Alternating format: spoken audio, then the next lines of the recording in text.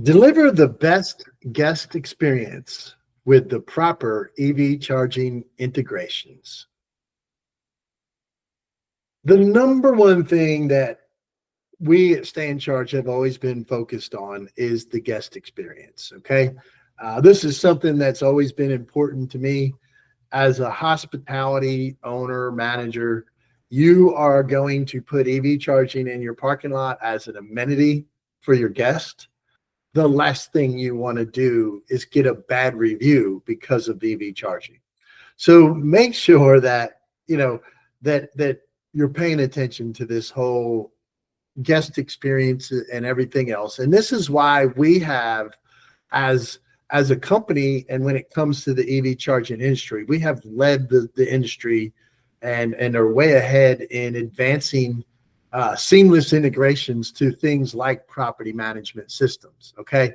So we currently are working on some programs that will allow us to seamlessly integrate right into a hotel property management system, so that when that guest checks in, you'll be able to just add EV charging as another access point for that guest. And they will use their mobile credentials just like they will in their room to use our charger. So there's no separate app, no all of this other stuff, right? Like none of the headaches that come with all this other stuff.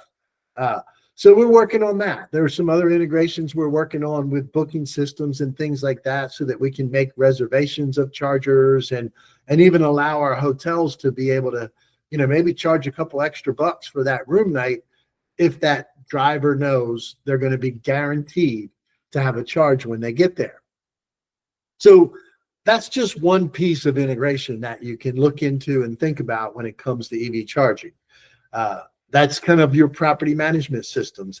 As we build that, just to understand what that can do, as we build that, this will also work with badge systems, employee systems, and many things like that, where we are going to work directly with the access control systems to provide the charger management. Makes it much easier, much simpler on you. Easier for you to install a charger. You simply put it in, program it as a lock, and you're up and running, right? So that's on our side, what we're doing. There's other integrations too to be careful with, right, and to think about. So one of them, again, I mentioned it in the practice number 2 about promotion, is make sure that your provider that you're looking at or that you're potentially working with at least weigh the pluses and minuses of it, that they integrate with all these CPO integrators like ChargeHub.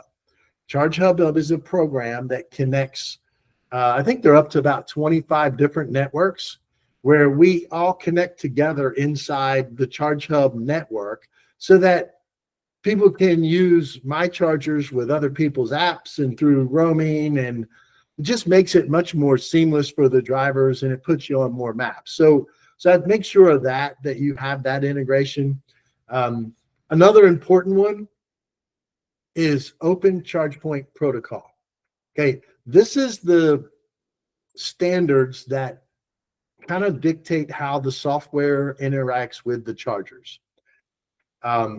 If you are going to have a network charger, and I say that if, because back to my initial point in PMS integration, we are actually working on a charger that's going to talk directly with your PMS, so it wouldn't necessarily need this OCPP.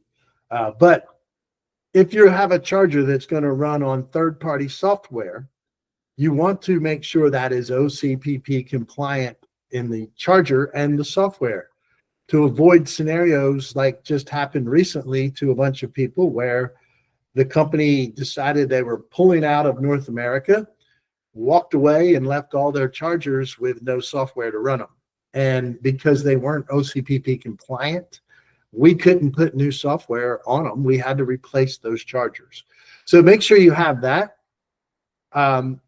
One thing to look at too, to kind of understand and ask questions about, because it'll depend on timing, is the ISO 15118, which is wrapping up what they call vehicle to grid and vehicle to auto, or vehicle to car. This protocol is going to allow the chargers and the charging system software to communicate directly with the car. So instead of having to download a mobile app or swipe a credit card, I'd be able to plug my car in, and the car and my software will communicate, allowing me to start charging. I say be careful and ask questions on that because that's still a ways away. It does add a layer of cost because there's third-party networks that now get involved in making all those connections.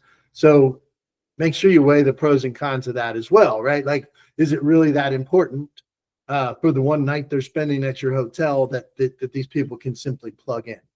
Yes, it's great, but some things you don't always have to be the first to do, right? Because why do you want to spend the extra money right away? But we're watching all that for everybody. And then another thing that's not bad to make sure is if you're going with a software provider, that they have pretty open protocols as far as their APIs and how you can link in and talk to their system, because that's all coming down the road too, right? Like, it's just a matter of time when the brand says, hey, we want this information integrated into our booking systems. We want it into our apps. And if you happen to go with a provider and you did your portfolio and you've got 15 chargers, 20 chargers, 50 chargers deployed with this particular provider, and they say, oh, sorry, we don't allow any of that. Now you're stuck in that box, right? And now you got to go back to the brand and say, what do we do now?